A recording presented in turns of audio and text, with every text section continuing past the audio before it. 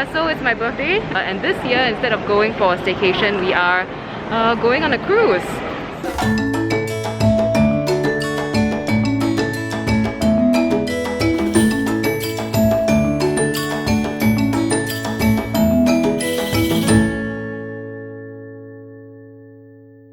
So you can see we are at the Marina Bay Cruise Center.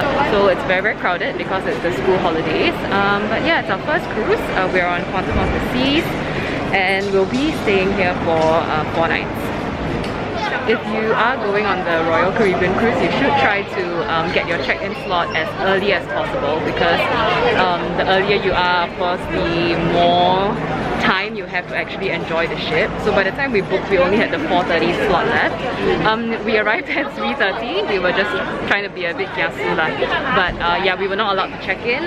But it's now about 4 PM and they're kind of ushering us into the queues.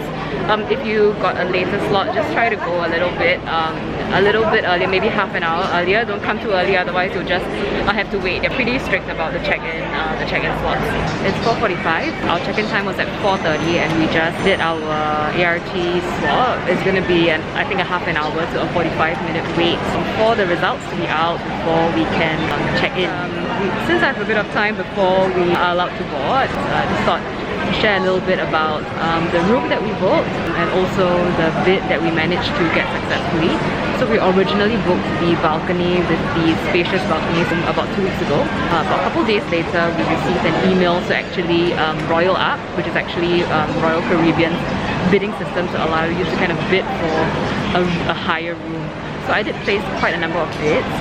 I bidded everything from the junior suite all the way to the grand suite and also the loft suites as well.